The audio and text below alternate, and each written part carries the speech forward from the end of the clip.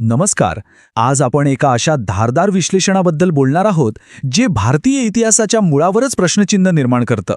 या स्रोताच्या आधारे आपण हे समजून घेण्याचा प्रयत्न करूया की भारताचा तो गौरवशाली भूतकाळ आणि त्याच्या प्रदीर्घ गुलामगिरीच्या काळात नेमका काय संबंध होता. तर हाच तो प्रश्न आहे जो हे विश्लेषण विचारतं. आणि खरं तर आपल्या प्रत्येकाच्या मनात हा प्रश्न यायला हवा. म्हणजे जर आपण खरंच इतके महान होतो, इतके शक्तिशाली, इतके शूरवीर, मग असं काय झालं की आपल्या वाट्याला इतकी लांबलचक गुलामगिरी आली? जगातील इतर कोणत्याही संस्कृतीने इतकी गुलामगिरी भोगली नाही. आणि इथेच हा स्रोत खरं तर एका कटू सत्याकडे बोट दाखवतो. तो म्हणतो की आपण आपल्या पराक्रमाच्या कथा मोठ्या अभिमानाने सांगतो, पण इतिहास पाहिला तर अलेक्झांडर, हुण, कुशाण, मुघल, इंग्रज कोणीही आलं आणि आपल्यावर अगदी सहज राज्य करून गेलं. पण असं का झालं? या माले नेमकं कारण तरी काय होतं? ओके,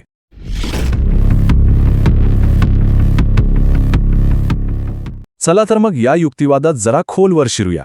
या दृष्टिकोनानुसार आपल्या पराभवाचं खरं कारण बाहेरचे शत्रू नव्हतेच, ते आपल्या आतच, आपल्या सामाजिक रचनेतच दडलेलं होतं. आणि हाच या संपूर्ण विश्लेषणाचा मूळ गाभा आहे. म्हणजे बघा, मुद्दा असा आहे की बाहेरून येऊन कोणी आपल्याला हरवलं नाहीये. उलट आपण आतून इतके पोकळ झालो होतो की अगदी कोणताही छोटा धक्का आपल्याला सहज पाडू शकत होता. या युक्तिवादानुसार आपली समाजव्यवस्थाच आपल्या पराभवाला कारणीभूत ठरली.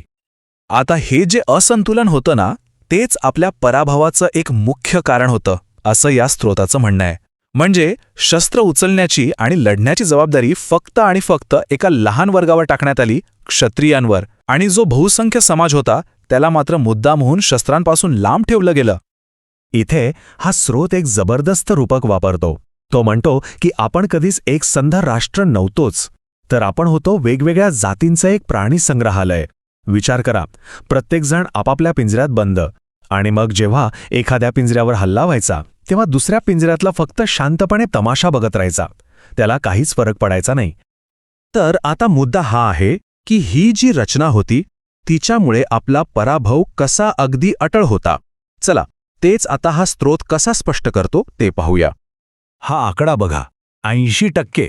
हा स्रोत दावा करतो की वर्णव्यवस्थेनं देशाच्या जवळपास 80% लोकसंख्येला शस्त्रहीन करून टाकलं. म्हणजे यात शेतकरी आले, मजूर आले, इतर सेवा देणारे सगळे आले. ज्यांच्या मनात लढण्याची जी काही भावना होती ती पद्धतशीरपणे मारून टाकण्यात आली. आणि मग मानसिकता काय तयार झाली? प्रत्येकाच्या मनात हेच ठसवलं गेलं.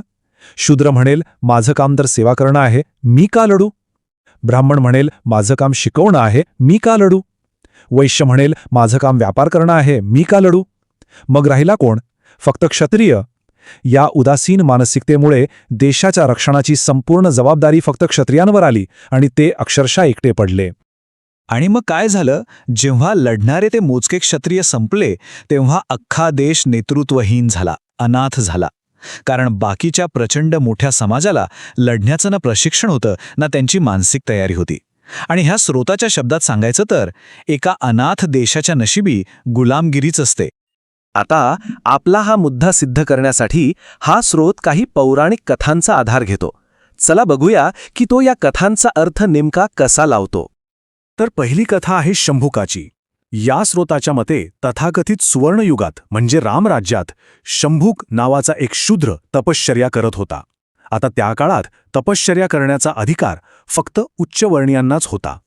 आणि तपश्चर्या करण्याचा अधिकार नसतानाही ते केल्यामुळे याला अधर्म मानलं गेलं. आणि या अधर्माची शिक्षा म्हणून खुद्द राजा रामाने आपल्या तलवारीने त्याचं शिर धडा वेगळं केलं. आता ही कथा या स्रोताच्या दृष्टिकोनातून त्या व्यवस्थेची क्रूरता दाखवते. आता वळूया एकलव्याच्या त्या प्रसिद्ध कथेकडे. हा स्रोत या कथेला व्यवस्थेने प्रतिभेला कसं चिरडून टाकलं याचं एक उत्तम उदाहरण मानतो. एकलव्य एक प्रचंड प्रतिभावान मुलगा होता, पण फक्त त्याच्या जातीमुळे त्याला औपचारिक शिक्षण नाकारलं गेलं. पण तरीही एकलव्य थांबला नाही. त्याने द्रोणाचार्यांची मूर्ती बनवली, स्वतः सराव केला आणि तो अर्जुनापेक्षाही श्रेष्ठ धनुर्धर बनला.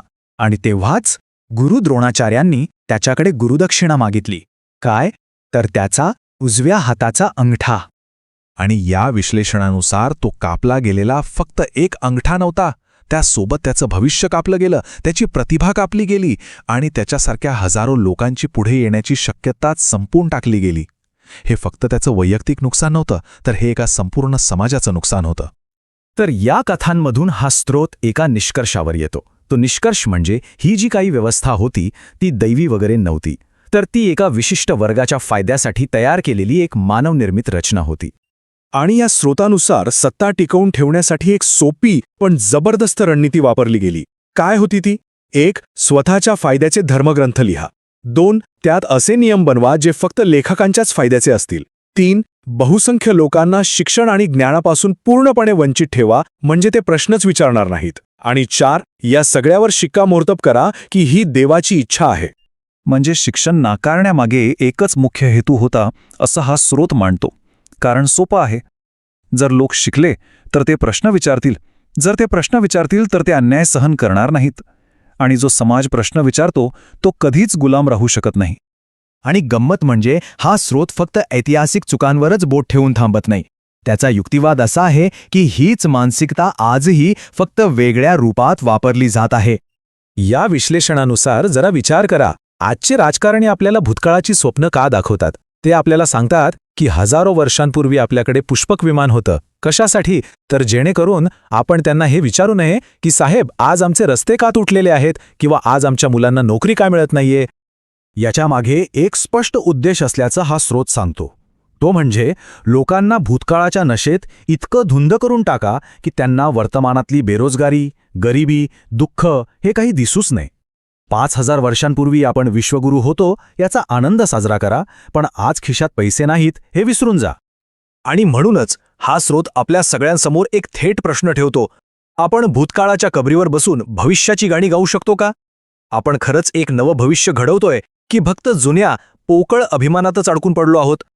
आणि शेवटी हा स्रोत आपलं संपूर्ण विश्लेषण एका अत्यंत शक्तिशाली रूपकासह संपवतो. तो म्हणतो की आपली अवस्था त्या ड्रायव्हरसारखी झाली आहे जो गाडी तर पुढे चालवतोय, पण त्याची नजर फक्त आणि फक्त मागच्या आरशात आहे. आणि जो ड्रायव्हर फक्त मागे बघत गाडी चालवतो त्याचा अपघात हा अटळ असतो. यावर नक्कीच विचार करायला हवा.